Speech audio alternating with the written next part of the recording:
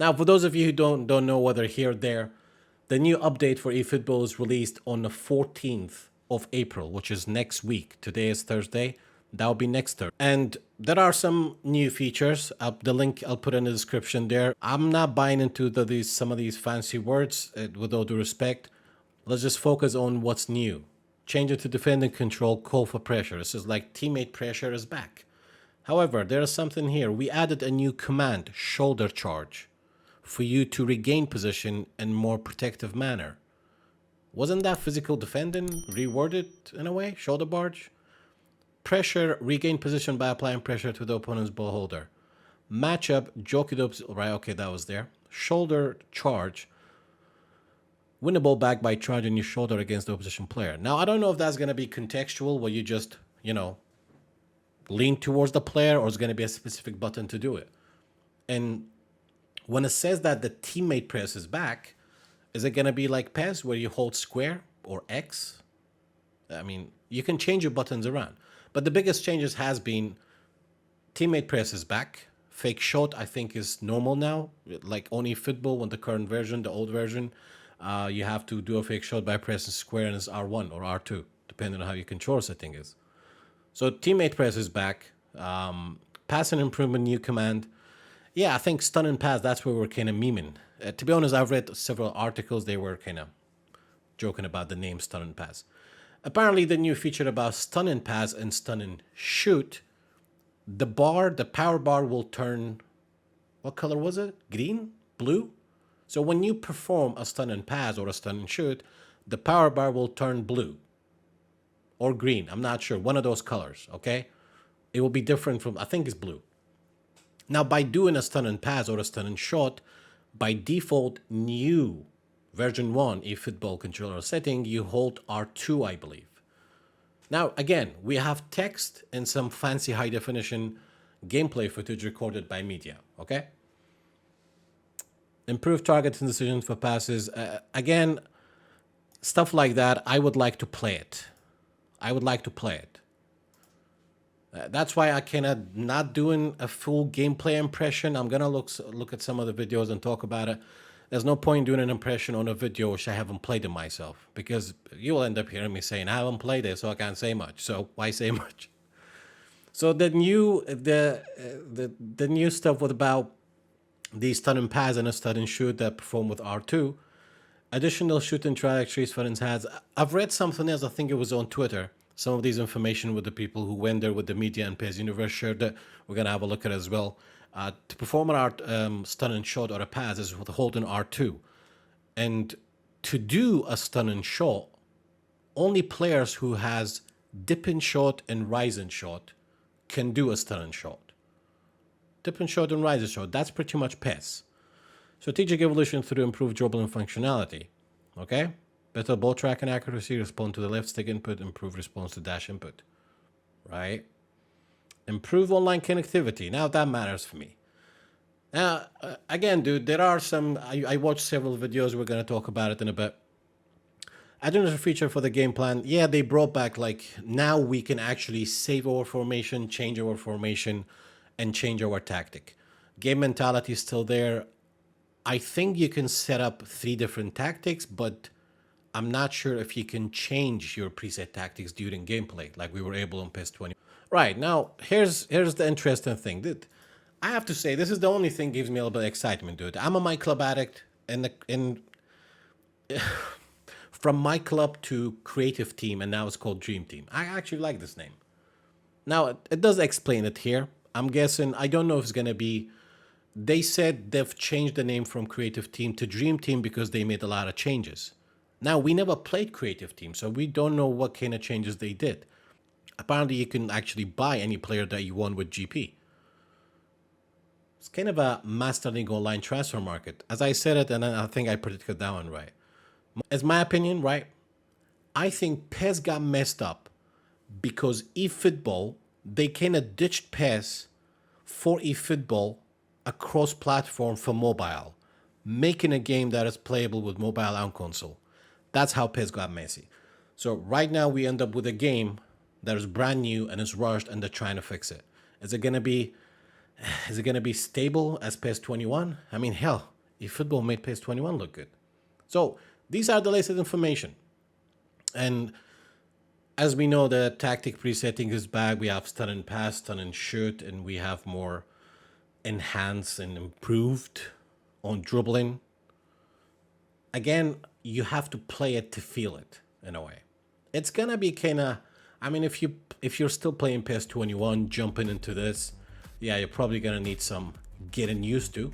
But you know, this was a screenshot talking about the new stun and shoot by pressing R2. Yeah, players must have a dipping shot or a rising skill to perform it.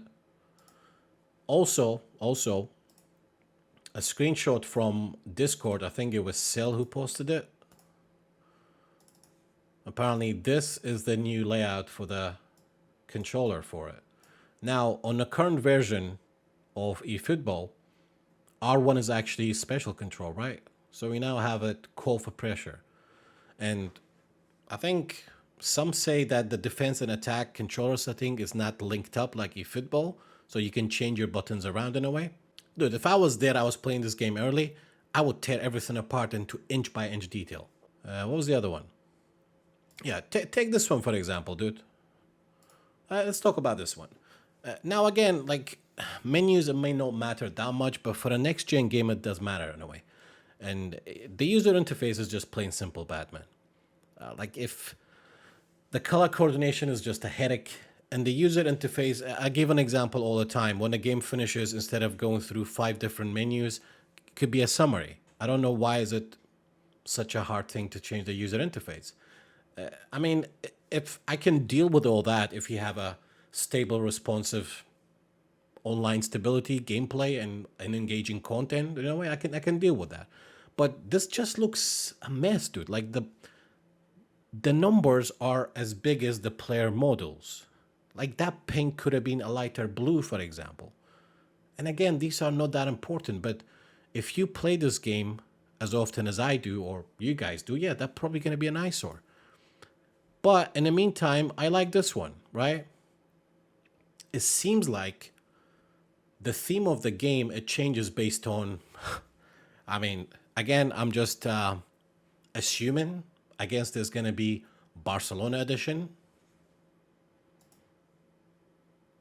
Juve edition, Bayern Munich edition. Maybe when you buy these editions, like same thing with PES 21, like these color coordination is a little bit better than the yellow and blue. These are just, and as I said earlier, I think it was there was a clip about the cameraman tracking the runners in the pitch. It's a great detail, man. But let me ask you these guys on YouTube and here. As an online competitive gamer, does stuff like that really matter? I mean, it's good for the game, it's good for the brand, but does it really matter? Like, what do you really look for in a competitive online game? Because majority of us are, and we are playing online, right? Dream Team. That's one thing that does excite me, to be honest. Even though the whole menu and design and everything looks plain simple. And as you can see here, the lineup, the tactics, the team, I don't see advanced instructions. The setting, I'm guessing you can save it. Or maybe select your captain, set piece taker, and all that jazz. We don't know yet. I don't know.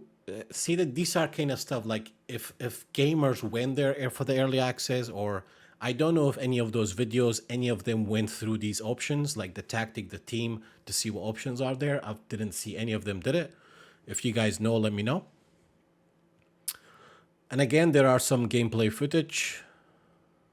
When attacking, press L2 to position your player in a way will allow him to protect the ball. Well, I don't think that's a new thing, is it? Shielding's, I don't think Shielding's gonna be as crazy as PES 21. So stunning pass and stunning shot exactly the same, performed by R2. Fully while passing, the power gauge will turn blue. I'm guessing this is going to be something that needs some practicing to get it right. However, be mindful as it would take longer for the player to leave the ball. This kind of reminds me if you were doing you know that player skill card on PES 21, low lofted pass?